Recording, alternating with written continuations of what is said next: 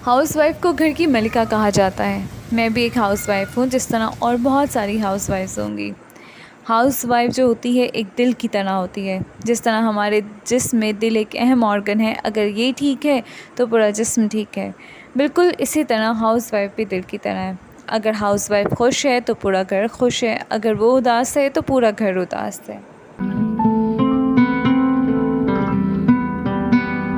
ज़िंदगी की मुश्किलात ज़िंदगी में करवाहट भर देती हैं, मगर हमें अपने और अपने ख़ानदान के लिए खुश रहना है, मज़बूत रहना है।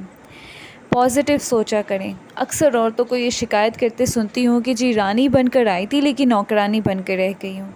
क्या अपने घर के काम करना गलत है? क्या अपनों के लिए काम करना ये एक नौकरानी के बराबर है? एक औरत नौकरानी बन जाती है? बिल्कुल नहीं। आपने अपनी ज़िम्मेदारियों को समझना है, दिल से अपनाना है।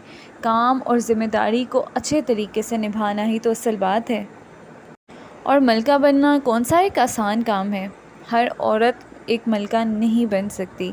वो कहते हैं ना, with great powers come the great responsibility. तो मलका की भी बहुत बड़ी पावर्स होती हैं जो पूरे घर को बांध कर संभाल कर रखती है। घर में मलिका की तरह रहें। कई दिन तक ना नहाना, कपड़े तब्दील न करना, बाल न बनाना, ये बिल्कुल गलत बात है। जिस तरह वर्किंग वुमेन अपने आप को अच्छे तरीके से ड्रेसअप करके रोज़ाना काम पर जाती हैं, आपने भी बिल्कुल इसी तरह करना है। काम से फ़ारिग हो जाएं तो नहाएं, लिपस्टिक लगाएं, काजल लगाएं, खुशबू लगाएं, नमाज़ पढ़ें। इस तरह आप ख़ुद बहुत ज़्यादा सुकून महसूस करेंगी। सारी थकावट आपकी ख़ुद ब खुद उतर जाएगी जब आप ख़ुद को फ़्रेश देखेंगी।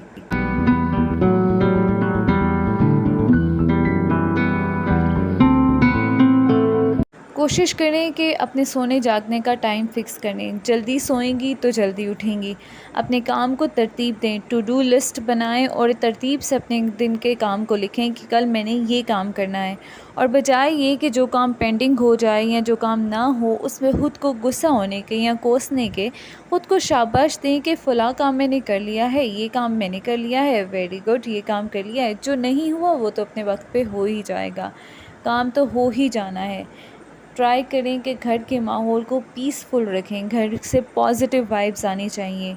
घर ऑर्गेनाइज्ड होना चाहिए। आपकी पॉजिटिव सोच होनी चाहिए, पॉजिटिव वाइब्स आनी चाहिए। अगर आप ख़ुद पॉजिटिव होंगी तो घर से भी पॉजिटिव वाइब्स आएंगी।